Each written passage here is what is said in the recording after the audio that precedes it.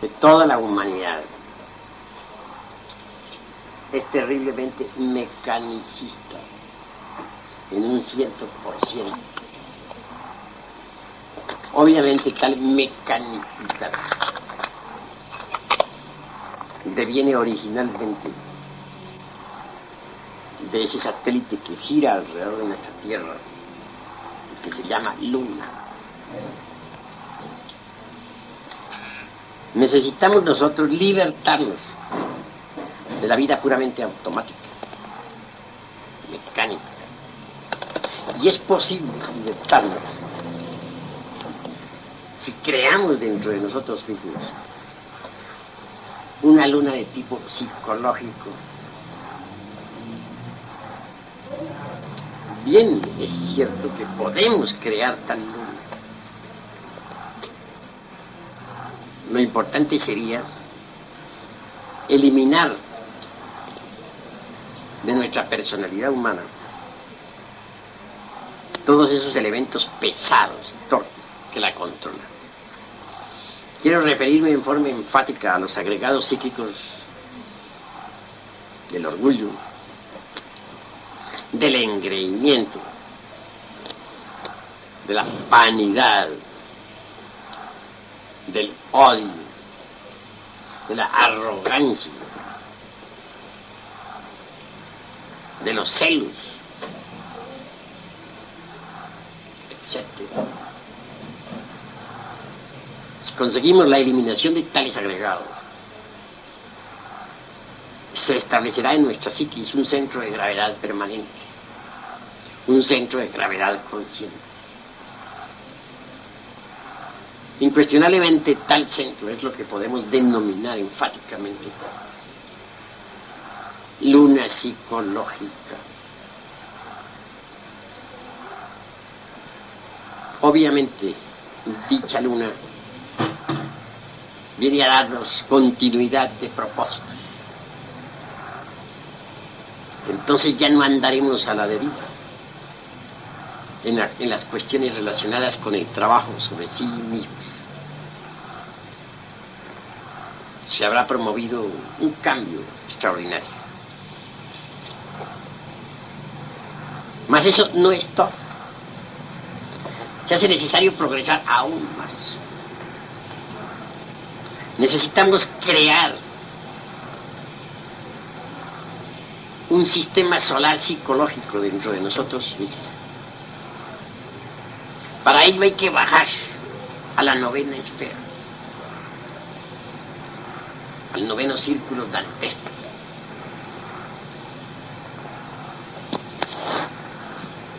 A la fragua encendida de Vulcano, que es el sexo. Incuestionablemente, cualquier creación dentro de sí mismos es posible mediante la sal, el azufre y el mercurio. Si uno quiere crear un sistema solar dentro de sí mismo, un sistema solar psicológico, claro, que le permita vivir libremente en todo el sistema solar, pues debe trabajar intensivamente con la sal, el azufre y el mercurio de los árboles. Esto implica, de hecho, un grande superesfuerzo. Hay que empezar por conocer un poquito de alquimia. Es necesario saber que el mercurio, del cual hablan todos los alquimistas, es el alma metálica del esperma sagrado. Hay que preparar esa alma metálica del esperma sagrado. Esto es cuestión de laboratorio. Si uno no prepara el mercurio, ¿con qué va a hacer la gran obra? Para poder realizar la gran obra, pues debe preparar el mercurio de los sabios. ¿Y cómo prepararía el mercurio de los sabios? Mediante el secretum secretorum de la alquimia. Se trata de un sencillo artificio que ustedes ya conocen. Es la conexión del Lingam Yoni. Sí, la eyaculación del ens seminus, porque dentro del ens seminus está todo el ens virtutis del fuego. Es en ciclo, ese secreto, un secretor de la santa alquimia. En principio el mercurio es negro e inmundo. Es decir, en principio las aguas son negras. Cuando el alquimista comienza a trabajar, o mejor dijéramos cuando la pareja gnóstica comienza a trabajar, se le representa con el cuervo negro de la alquimia, porque sus aguas mercuriales están negras. Dicen los alquimistas en forma muy simpática y simbólica que de entre esas aguas negras hay que sacar la gelatina blanca.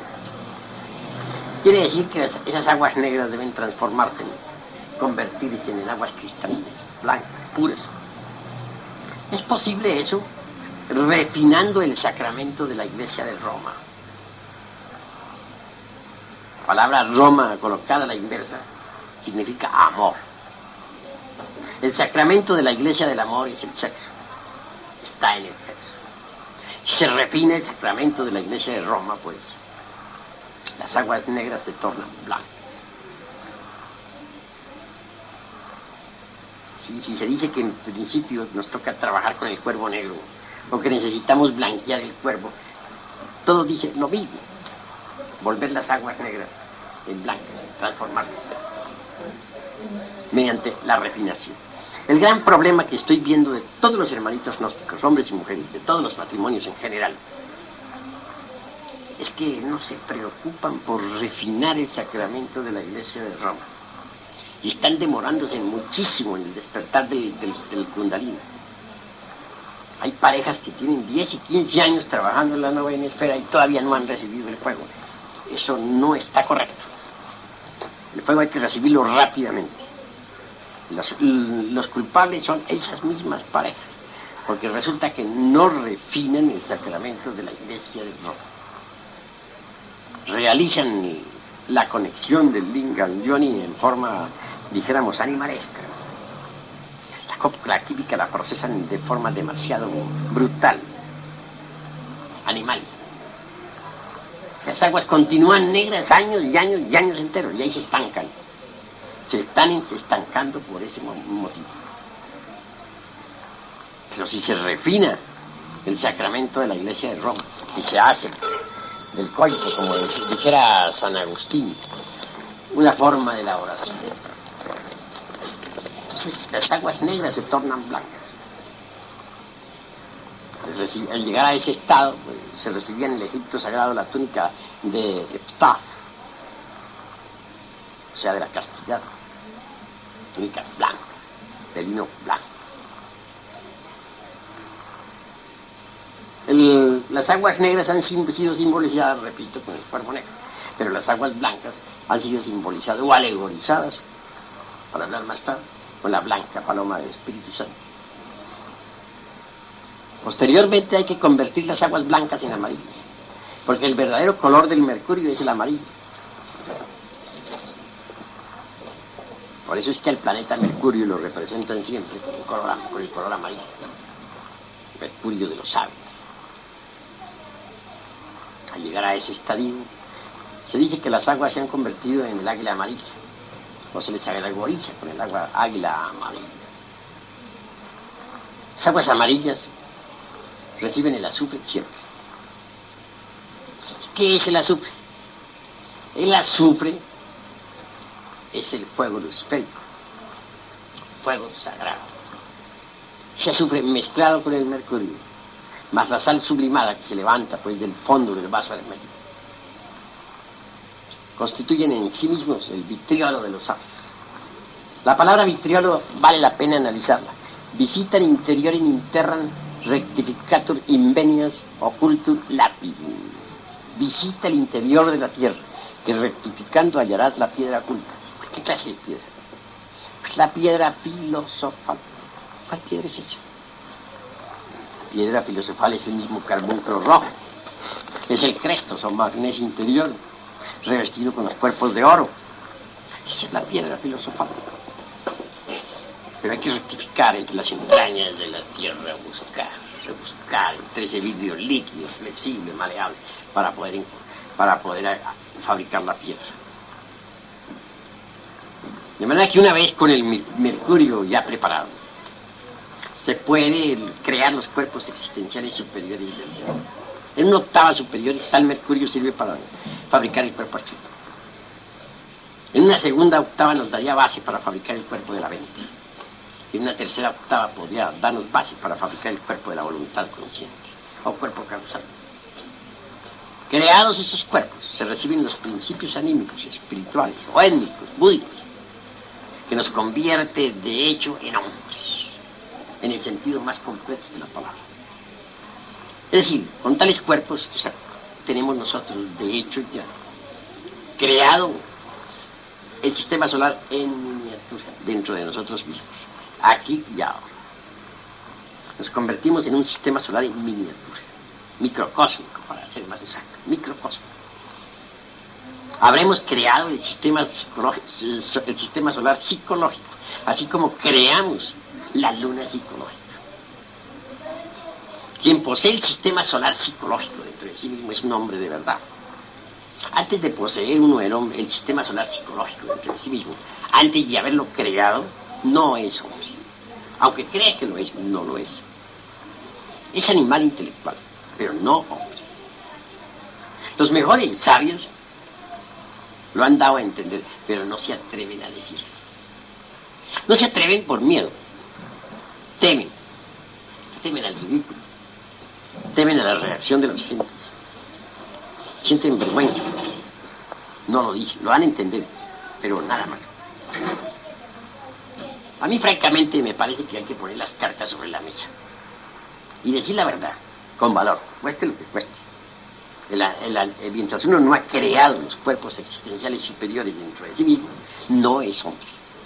Es animal intelectual. Hasta en las facultades de medicina se ha dicho. Y un profesor de medicina aquí en el Distrito Federal, en plena cátedra, dijo: nosotros somos mamíferos intelectuales, o racionales, que es lo mismo. Lo dijo, y lo curioso del caso fue que los discípulos no reaccionaron. Todo el mundo aceptó, lo dijo el profesor, ni modo, callarse dijo todo el mundo. Pero como se dijo en la Facultad de Medicina, no hay problema, ¿no? Lo grave es cuando se dice en una sala, ¿no? Y sin embargo en la facultad se dice y está aceptado. Realmente eso es que no ha creado los cuerpos existenciales superiores del ser. Pero para poderlos crear hay que preparar el mercurio de los sabios. Así pues, una vez que uno ha creado un sistema solar psicológico dentro de sí mismo y una luna psicológica, si quiere avanzar un poco más tiene que definirse. Se le presentan a uno dos caminos al llegar a ese estadio del ser. El uno, la senda espiral nirvánica. Es un trabajo bueno. La otra, la directa, camino directo, pero conduce uno al absoluto. Es un trabajo superior. Muchos se definen por el camino espiral nirvánico. Como sus frutos son menores, los sufrimientos también son menores. Quienes se definen por el camino directo sufren más, porque sus triunfos son mayores, por lo tanto el dolor es más tremendo. En cuanto a lo que me atañe, soy un caminante de la directa. Y la doctrina que enseño es la de la directa, para los que quieran ir por la directa. Los que no quieran ir por la directa, pues lo lamento, porque habrá un punto en que todos tendrán que definirse. Los que siguen la espiral tendremos que decirles goodbye. Y los que seguimos la directa, pues vamos hacia el absoluto. Que te vaya bien. Pues claro. De manera que esa es la cruda realidad de los hechos. Ahora, la ventaja de los que seguimos la directa es que nos convertimos en hombres solares. Pero para convertirnos en hombres solares, tenemos que fabricar un sol psicológico dentro de nosotros mismos, aquí y ahora. Eso es obvio. El sol psicológico. Pero ¿cómo vamos a crear el sol psicológico dentro de sí mismos? posible crearlo, pero mediante la eliminación del mercurio seco y del azufre arsenicado. ¿Y cuál es el mercurio seco? ¿Podría alguno de ustedes decirme? ¿Podría alguno de ustedes contestarlo? Son los agregados. Correcto. Los agregados psíquicos están constituidos por el mercurio seco. Y en cuanto al azufre arsenicado, ¿qué dirías? Fuego sexual y negativo. Correcto. El fuego de los bajos infiernos atómicos del hombre. El fuego que deviene del abominable órgano fundarticulador. Eso hay que eliminar. Si uno elimina los agregados psíquicos y el azufre arsenicado, fabrica oro. Oro de la mejor calidad. Oro más perfecto que el que exista en cualquier mina de la tierra. Claro, para que haya oro dentro de nosotros mismos, se necesita de un gran artífice, de un artista hermético. Quiero referirme en forma clara al antimonio. El antimonio no es meramente una sustancia como pretenden muchos. En alquimia el antimonio va más lejos. Es una de las partes autónomas y autoconscientes de nuestro propio ser, puesto que nuestro propio ser tiene muchas partes autónomas y autoconscientes. El antimonio es una de ellas. Es un alquimista. Esa parte trabaja activamente, fijando el oro en el mercurio. Ya dijimos que nuestros cuerpos están constituidos por mercurio azufrado, más un poco de sal sublimada. Pero fijar, pues, el oro en ese mercurio es lo importante. Ustedes saben muy bien la relación que existe siempre entre el oro y el mercurio en las minas. Hay oro, hay mercurio muy fecundo, donde se fija siempre el oro. Pues bueno, dentro de nosotros también hay relación entre el mercurio y el oro y el mercurio. A medida que vamos eliminando, por ejemplo, los agregados psíquicos o el mercurio seco relacionado con el cuerpo astral, es claro que el antimonio va fijando el oro en ese cuerpo.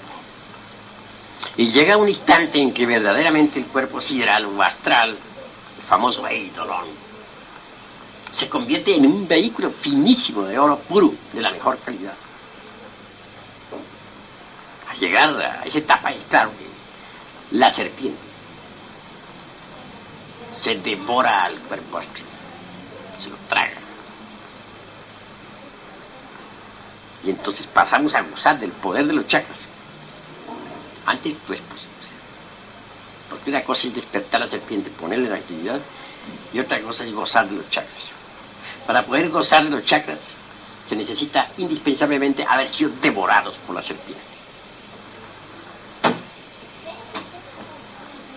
Una vez, después que el cuerpo astral ha sido tragado por la culebra, viene el trabajo con el cuerpo mental. Muchos pueden progresar hasta el astral. Al llegar a trabajar con la mente, fracasan. La mente es muy difícil.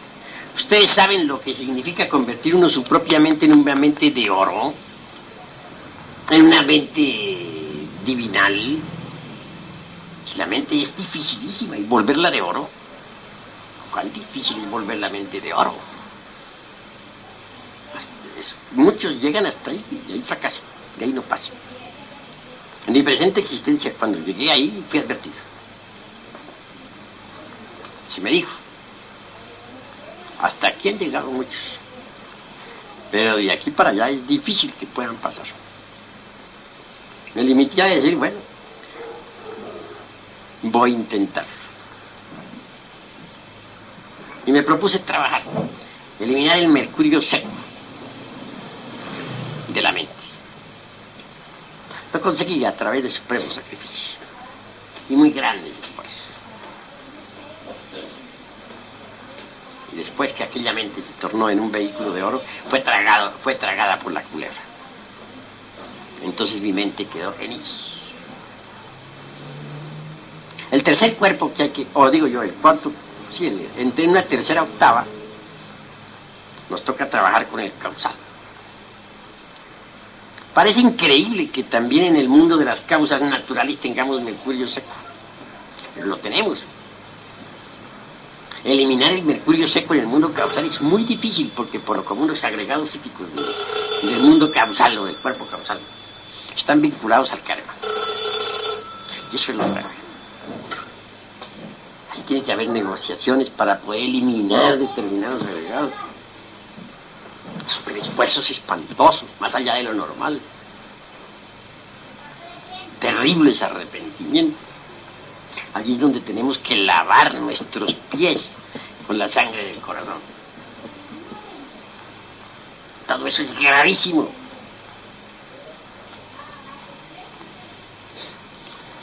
Claro, cuando uno ha conseguido eliminar los agregados psíquicos del causal, ya el oro ha sido completamente fijado en el mismo. Y la serpiente puede devorarse. Entonces es admitido en el mundo de las causas naturales como adepto calificado. Y es recibido, pues, en el templo del mundo causal como adepto calificado. Mucho más tarde, pues, habrá que elaborar con el buddhi, el cuerpo búdico o intuicional, tan cantado por muchos autores. Se le denomina la valquiria, la bella Salomita, la bella Sulamita, la esposa de Salomón, rey, la bella Helena de Troya, etc. Convertir aquel vehículo en un vehículo de oro no es tan fácil. Se trata de, para poder lograrlo, hay que eliminar todos aquellos átomos que fueron, dijéramos, deformados por nuestros errores. Cada átomo de esos implica una conciencia atómica diferente,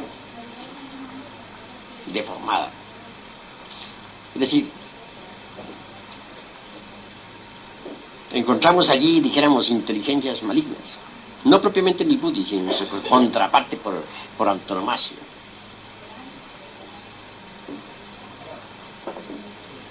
Implica esto cierto descenso, pues, a los mundos infiernos muy terribles, para poder eliminar agregados psíquicos inhumanos espantosos que se relacionan con la conciencia. Una vez que se ha logrado, pues el cuerpo búdico e intencional resplandece con el oro de los años. Y por último viene el trabajo de Atman, el inefable. Convertido a Atman en un vehículo de oro, queda uno firmemente establecido en mí. Puedes clamar, soy una serpiente. Soy una serpiente. Todo este trabajo del cual les vengo hablando a ustedes se realiza en la novena esfera, en el sexo. Porque es en la novena esfera donde tendrá uno que esgrimir la lanza para desintegrar a los agregados psíquicos inhumanos que en nuestro interior cargamos. Es en la forja de los hijos donde la Madre Divina Kundalini Shakti empuña las armas de Vulcano para la destrucción de todo el mercurio seco. Así que después de que un hombre ha conseguido fabricar oro dentro de sí mismo, está listo, está preparado para que el Cristo resucite en él. El Cristo íntimo debe resucitar en el corazón del hombre.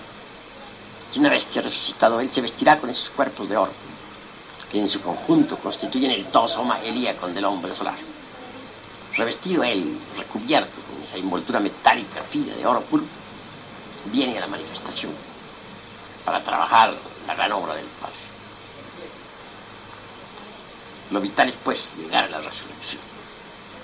Y es posible si se trabaja como se debe trabajar en la novena esfera. Así pues, necesitamos crear una luna psicológica. Si necesitamos crear a un sistema solar psicológico dentro de nosotros mismos, también necesitamos crear al sol psicológico dentro de nosotros mismos, es decir, al hombre solar. Pero eso no es todo. ¿Ustedes creen que porque un hombre solar es tal, deba quedar estancado como tal? El hombre solar tiene derecho a convertirse en hombre galáctico. Tiene derecho a marchar hacia Sirio. Porque el rayo de la revolución de la conciencia nos conduce a Sirio, hacia el sol central Sirio, la capital de la Vía Láctea, alrededor del cual giran millones de constelaciones.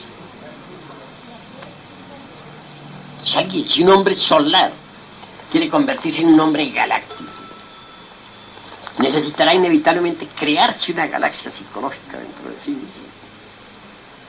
Para crearla tendrá que bajar otra vez a la fragua encendida de Vulcano, a trabajar allí con el agua y el fuego. Necesitará trabajar en la forja de los cíclopes, crear aquellos vehículos finísimos del Nirmanakaya, del Sambhogakaya, que tiene 3 grados de perfección más que el del Nirmanakaya, del Adhikaya, del Dharmakaya. Vehículos que le permitan existir como hombre galáctico en la galaxia y vivir en Sirio.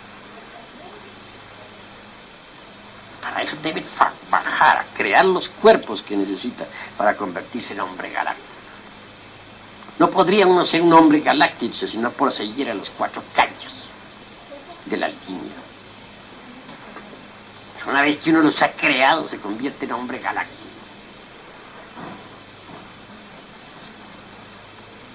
Por eso, en alguna ocasión,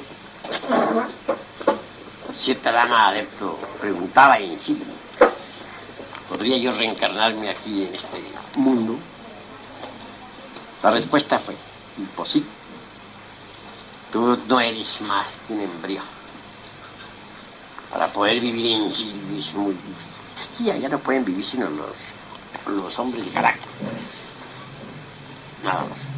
Tengas en cuenta que Sirio es la capital de esta Vía Láctea. Ahora, los habitantes de Sirio, los hombres galácticos, para hablar más claro, ¿tendrían derecho a progresar algo más? Digo que sí. Tienen derecho a convertirse en hombres infinitos. Para tener derecho a ser hombres galácticos, sí tienen que crearse una galaxia psicológica. Así también para tener derecho a vivir todo el infinito que conocemos, el infinito que yo llamaría infinito de Einstein, puesto que él dijo: el infinito tiene un límite, el espacio es curvo. Para tener derecho a vivir en este infinito en el cual existimos nosotros, se necesita crear un infinito psicológico, con nuevos vehículos apropiados. Para ello hay que bajar a la forja de los cíclopes, a la fragua encendida de Vulcano. Entonces un hombre galáctico también está obligado a bajar a la 9ª esfera, si éste quiere convertirse en un habitante de todo este infinito. Este infinito perceptible con los lentes más poderosos podrá tener un promedio, hablo de un promedio general, no detallado, de unas 100.000 galaxias. Cada galaxia con algunas 100.000 constelaciones. Es un promedio muy generalizado porque es imposible detallar. Pero en todo caso, para tener derecho a vivir en todo este infinito, hay que crear los vehículos apropiados. Más allá de este infinito hay un espacio vacío, y más allá de este espacio vacío se abre otro infinito.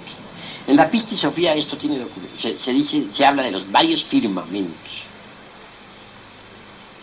Yeshua Ben Pandira pudo penetrar en otros.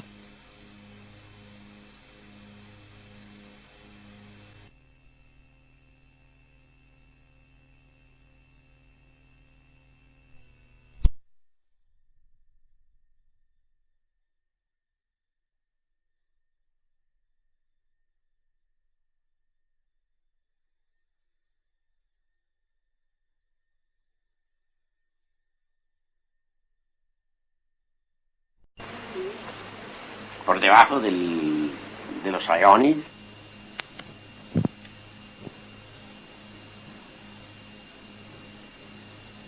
y con el número 8 acostado a la horizontal, adicionamos, nos da el siguiente resultado: infinito más infinito es igual a infinito.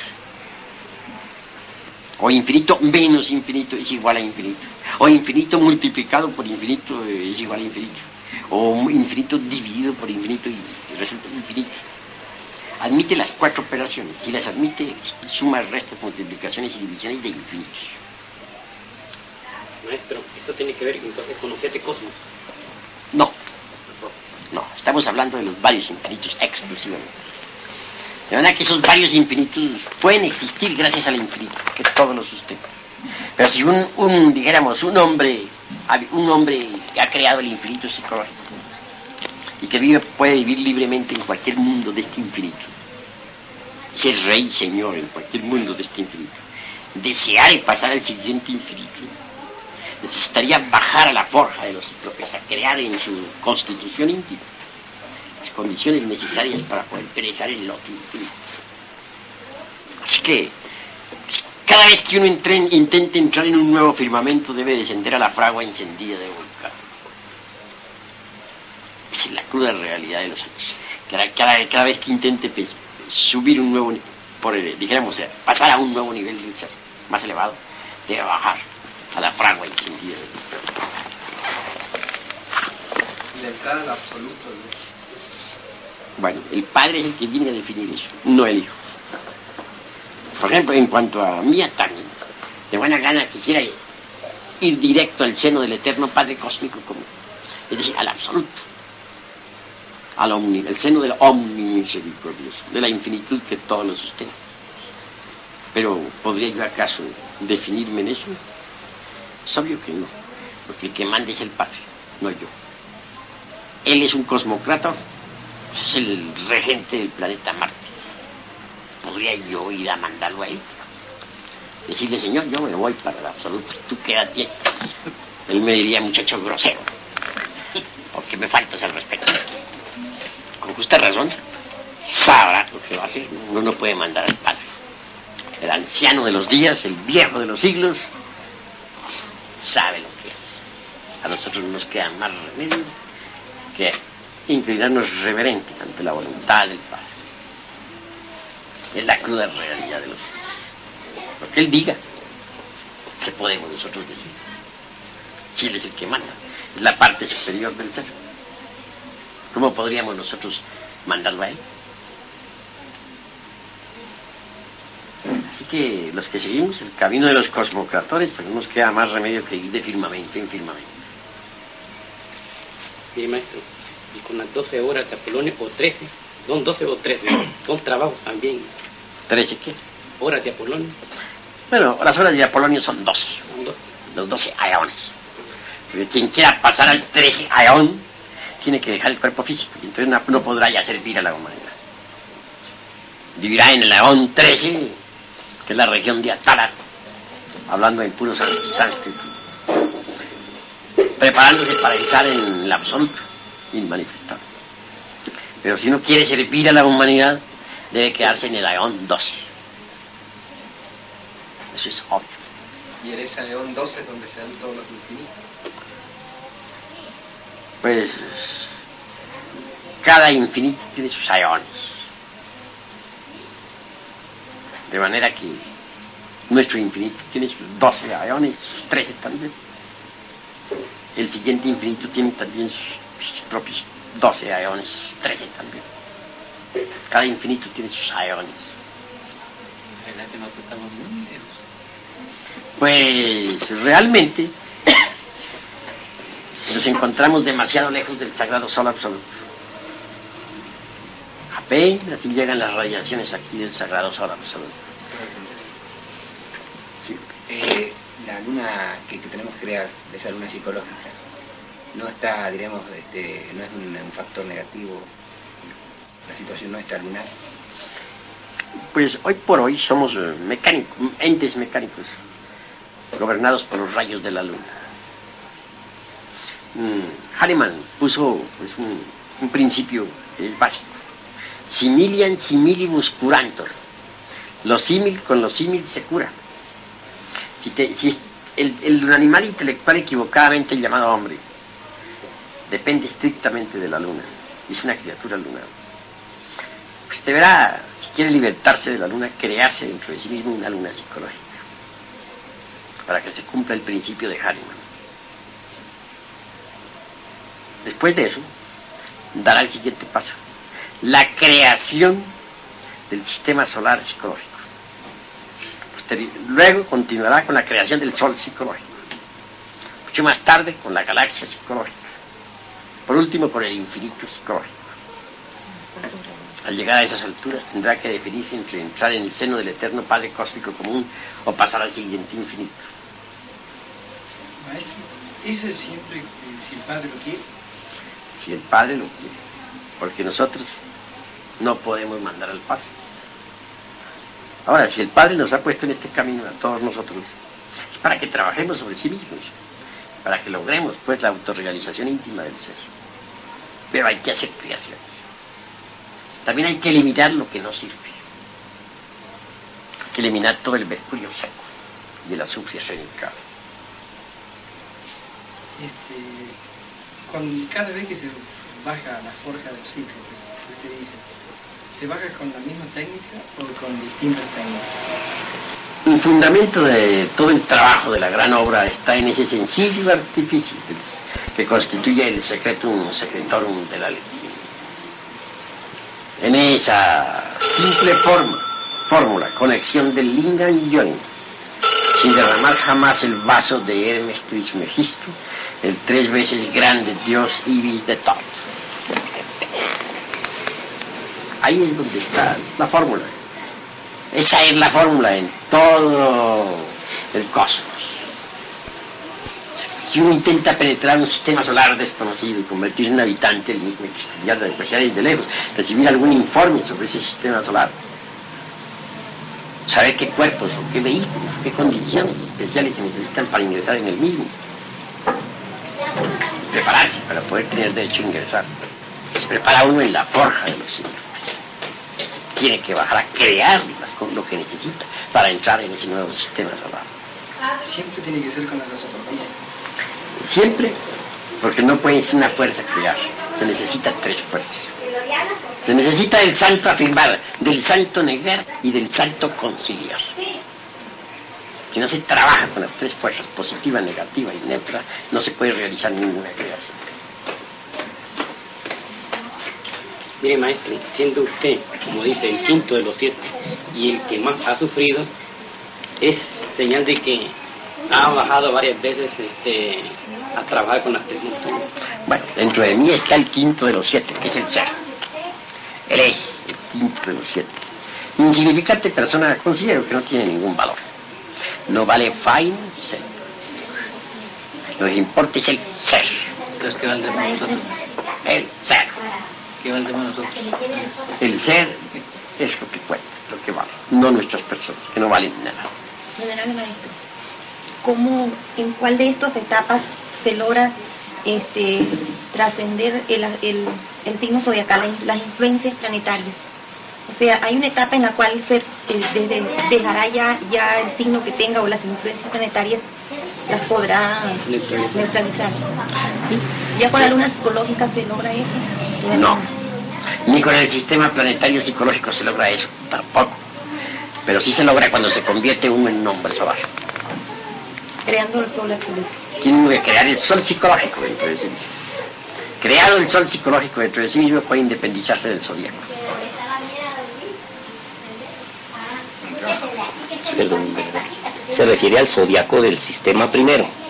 Se refiere a todo el sistema solar, a todo el sistema zodiacal en que vivimos, porque el sistema zodiacal en que vivimos nosotros es como una gran matriz dentro de la cual se gestan muchos sistemas solares. Si uno quiere libertarse de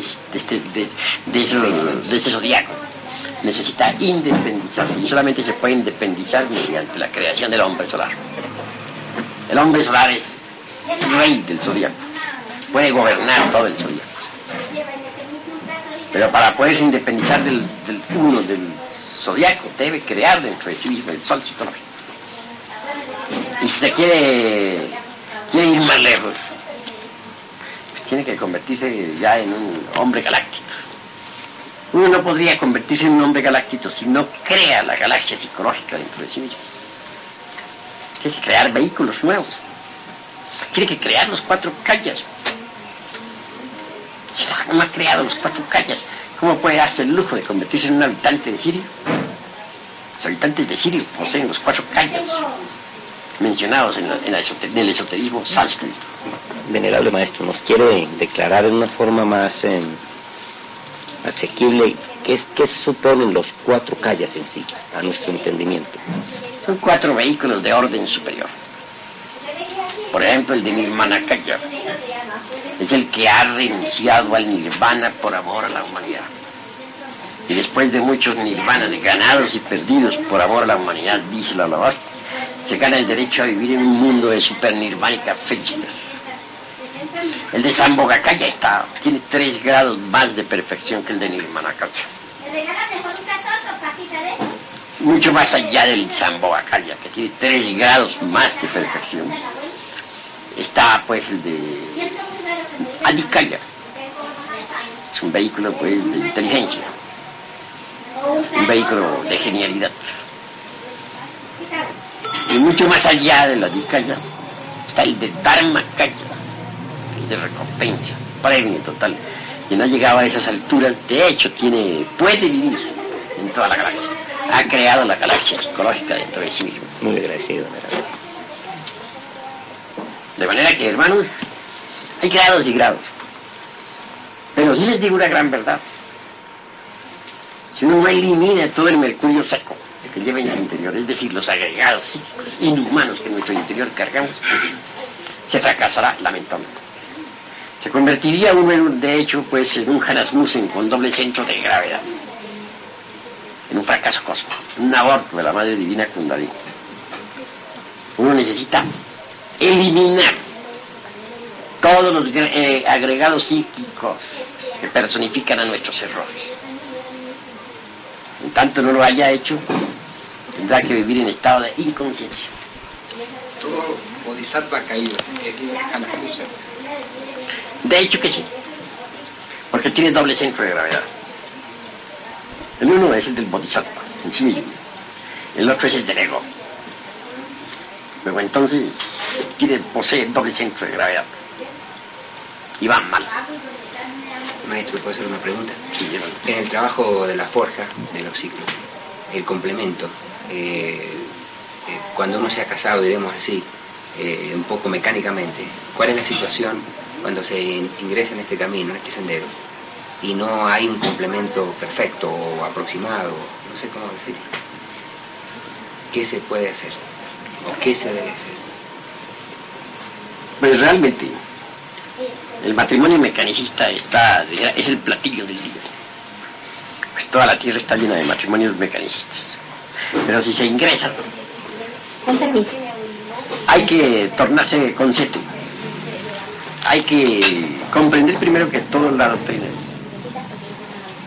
Comprenderla a fondo, mediante el estudio, la reflexión. Ahora sí. Perdonar un momentito, maestro. Pues, para ver. Manzana para cada uno. Ahora si no se complementa bien la pareja, si no se entienden bien, pues hay que tratar de arreglárselas como se pueda. Como se pueda con la que uno no se entiende. ¿Y qué vamos a hacer? Uno no podría darle divorcio a una mujer que no le está haciendo ningún mal a uno. Si la mujer no le es infiel a un hombre, ¿por qué el hombre le va a pedir carta de divorcio? O viceversa, si el hombre no le está siendo infiel a la mujer, no la está. Si no está adulterando, ¿por qué viene ella a pedirle carta de divorcio? Solo por motivo de fornicación, de adulterio. Por causa de divorcio, ha dicho él. Es lícito darle a la mujer carta de divorcio. Por causal de divorcio. Motivo, por ejemplo, es decir, adulterio. Sí, solo por esa causa sí se le puede dar carta de divorcio. Pero aquello de que porque no se entiende. He visto por ahí avisos, he visto anuncios muy curiosos. Una mujer se divorció del hombre por un solo motivo. Porque el hombre roncaba mucho. Por eso, porque al dormir roncaba demasiado. Detallitos insignificantes sirven hoy en día en la vida moderna para el divorcio. Total que en vista de eso, debemos ser reflexivos. Sí, muchas me escriben a mí diciéndome, muchas mujeres, que el marido de ellas no les da, que sí les da, que las golpea, que no las golpea, en fin, 50.000 cosas por el estilo, ¿no? Muchos hombres me dicen qué hacen con esa mujer, que no la pueden querer ya porque es de muy mal genio, porque les pelea mucho, porque no les atiende la comida, en fin, muchas cosas. ¿Ustedes creen, mis estimables hermanos, que esas gentes están aprovechando el tiempo? Entiendo que están mal aprovechando el tiempo. Pues en la vida práctica es el gimnasio psicológico donde nosotros debemos autodescubrirnos. Un hombre que se queja de su mujer, siendo gnóstico, que su mujer tiene mal carácter, se queja de los defectos de ella en general. ¿Creen ustedes que está preparado realmente para la autorrealización íntima del ser? Al contrario, mientras más difícil es el ambiente de hogar, especialmente, mejor es como gimnasio psicológico. Porque es precisamente en medio de las dificultades psicológicas donde nosotros podemos autodescubrirnos. Qué bonito es el momento en que no está uno insultando a la mujer, poner uno cuidado a ver qué parte del ser de uno, de qué parte del ego está reaccionando. A veces se quiere el amor propio, a veces el yo de la autoimportancia se siente molesto, a veces el yo del egoísmo blasfema y protesta. Vale la pena ese gimnasio psicológico, es formidable. Ese no debe ser motivo de divorcio. Ahora, queda un problemita, es un problemazo. El del trabajo incide en la novena esfera, la cuestión sexual. Hay mujeres que no quieren el trabajo en la novena esfera por nada de la vida, que lo odian. Es gravísimo, gravísimo, gravísimo. No quedaría sino una sola salida. Trabajar con ese tipo de mujer, sin hablarle de gnosis jamás, ni de activismo. Pues no quiere oír hablar sobre eso. Odia eso, pues ¿para qué se le habla sobre eso? No tiene caso. No decirle una palabra. Tendría que volverse el marido ahí una especie de artista, porque no quedaría más remedio. Simular que está en una conexión profana, hasta simular que ha derramado el vaso de Hermes sin derramarlo, claro está. Entonces volverse un cómico, ¿no?, durante el trabajo. Y si el caso es a la inversa, si se trata de que es el marido el que no quiere la doctrina, el que no quiere transmutar, y la pobre mujer si quiere transmutar, pues tendrá que hacer lo mismo, volverse un artista. Llevar en la corriente al hombre, hacerle creer que sí, que ella está fornicando y no está. Con su mente echará los mantras, el i, a, o, y hará todos sus trabajos interiormente sin decir una palabra. No le queda más. Pero si a pesar de todo eso el hombre resultase demasiado astuto en ese caso, ¿qué haría la pobre mujer? O si la mujer resultase muy astuta para el hombre, ¿qué haría el pobre hombre? Es un caso ya tan grave que no quedaría ya por la autorrealización. Ahí sí no quedaría más que el divorcio. O el divorcio o la fornicación. O el divorcio o el fracaso. De las dos cosas, ¿cuál será preferible? Divorcio. Claro. No quedaría más remedio. Venerable maestro, normalmente... Todas las posibilidades. ¿No? Se agotan primero todas las posibilidades. Hay que agotarlas todas. Íntegras. Si a pesar de todo eso, y si se agotan todas las personas, y no hubo posibilidad de remedio, y uno quiere cristificarse, pues tiene que dejar todo por el Cristo. O va con el Cristo, o va, en ese caso, con las fuerzas tenebrosas. Tiene que decidirse. Venerable No hay maestro, Ajá. permite una pregunta. Sí, hermano. Una pareja normalmente, en la vida actual, a los 60 años el hombre y la mujer, en su condición normal actual, desempeñan la gran obra lo mismo que la desempeñarían potencialmente a los 50 años o a los 40. Bueno, eso depende, ¿sabes? Depende. Hay hombres que a los 60 años apenas si pueden mascar el agua, ¿sabes? Ya, no, es decir, ya, pues, no pueden hacer la gran obra. Pero hay hombres que a los 60 años están comenzando a vivir. Tienen una gran potencia sexual. ¿En qué está la diferencia de los unos y de los otros? Pues sencillamente que aquel que ha despilfarrado sus energías creadoras, que las ha malgastado en las fornicaciones y adulterios, al llegar a los 60 años es un impotente, inevitablemente. Pero si un hombre ha ahorrado la totalidad de sus energías durante toda su vida, A los 60 años está nuevecito. Y entonces, en el caso de la mujer, En el caso de la mujer se da lo mismo. Hay mujeres que a los 60 años ya claudicaron. Y hay mujeres que a los 60 años todavía tienen fortaleza y energía. ¿Y la menopausia no influye en esto, maestro? Pues bueno, yo he visto casos de multitud de casos de mujeres que han pasado por la menopausia. Después de haber pasado por la menopausia, siguen su vida sexual normal. Pasan su edad crítica, después siguen normal. Pueden realizar su trabajo perfectamente. Perfectamente. Al no producir ya la hormona femenina después de la menopausia no hay problema. No, no producirá la hormona femenina, pero sí están en actividad las energías sexuales. Las energías del tercer ojo. Que son las que hay que cristalizar. En cambio, hay mujeres de a la edad de los 40 ya claudican porque abusaron del sexo. Y eso cabe una pregunta, maestro. Sí, ahí cabe la pregunta. Mujeres que abusaron del sexo, pues llegan a cierta edad que ya sus órganos sexuales se atrofian. O vienen en distintas enfermedades, anomalías, desarreglos y ya no pueden trabajar, aunque quieran trabajar. Perdón. No, ya que venía relacionado, perdón, disculpe. Las personas que han tenido una operación por distintas razones, pero siguen trabajando con su energía sexual, o sea, que no tienen los órganos.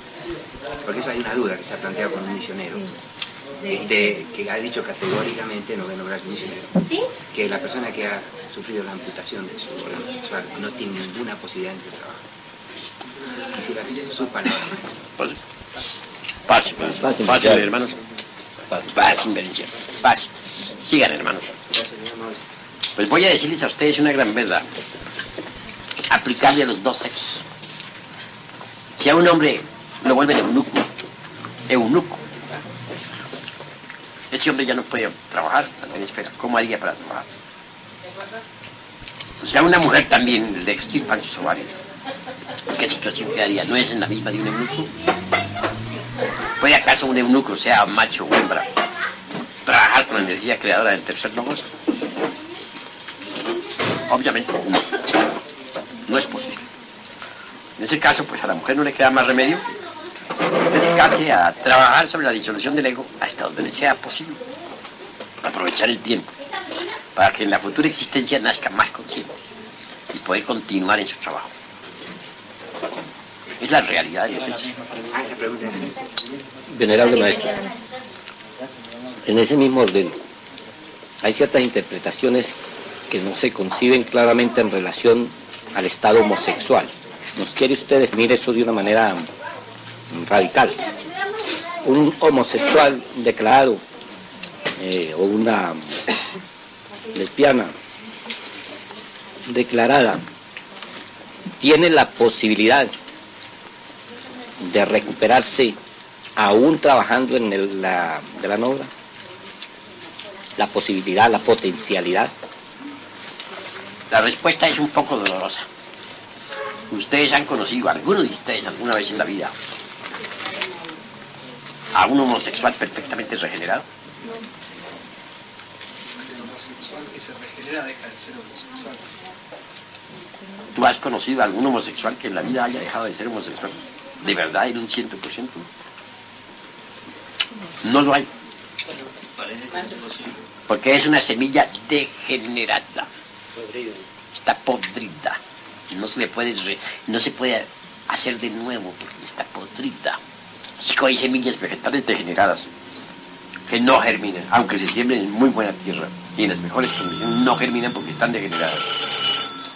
Así también hay semillas humanas, gérmenes humanos. Aunque sea joven el homosexual. Aunque sea jóvenes, pero son gérmenes degenerados que ya no se pueden, de ninguna manera se pueden arreglar. Traten ustedes de regenerar una semilla, un germen vegetal, y de colocarlo en magníficas condiciones para que germine, a ver si es cierto que germina, después de que se demuestre que está degenerado. No germina. Lo mismo son los gérmenes depositados en las glándulas sexuales. Un germen degenerado no germina jamás. De ahí no puede salir un hombre, nunca. Es un caso perdido. Pero en un próximo retorno puede acomodar ese condicionamiento, o sea, tiene un karma, ¿no? Por supuesto.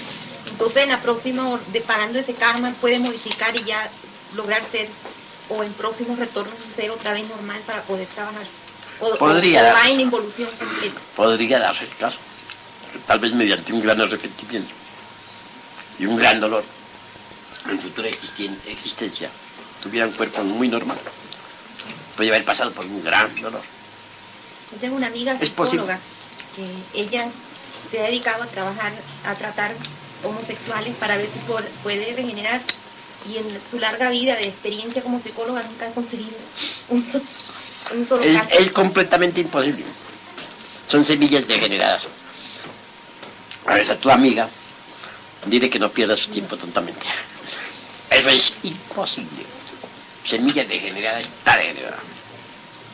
En la pregunta que él hace, que si el muchacho es joven, quiere O sea, decir se inicia. quiere decir que él ya viene degenerado de vidas anteriores. Degenerado. Y la degeneración se debe a los abusos sexuales.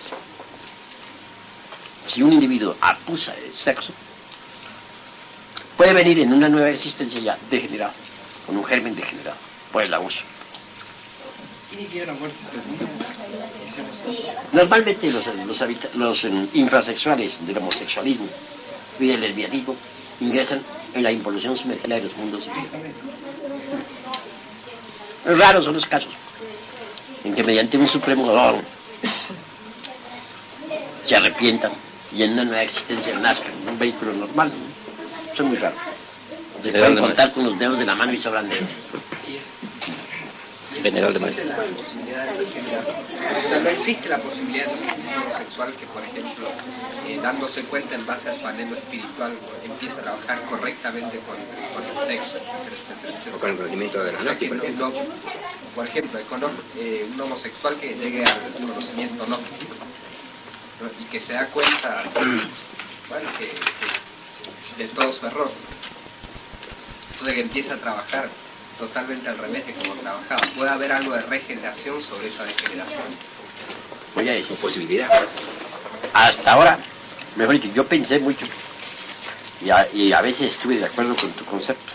Podría suceder ese caso de que se regenerara. Pero a través del tiempo he venido viendo a algunos homosexuales que ingresaron al movimiento gnóstico.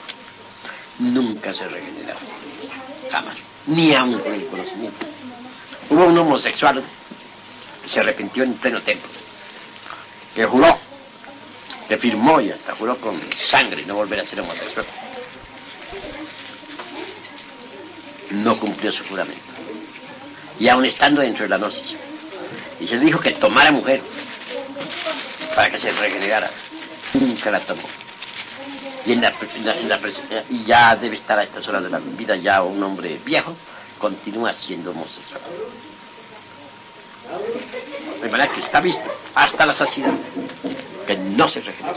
Hay ciertas zonas del cerebro que no le funcionan al cerebro. O glándula. Pues Intimo puede ser. es un germen degenerado, es todo.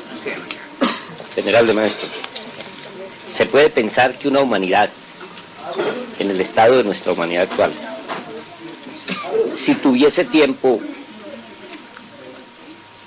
por leyes de ciclos de cierre de razas, terminaría toda en homosexual? Gracias. ¿Cómo es eso? Vale decir, Explica mejor. la humanidad actual, en el proceso de la fornicación, iríamos al homosexualismo si no se atravesase antes un ciclo que corte la existencia de esa humanidad. Pues así es. Tengas en cuenta las estadísticas.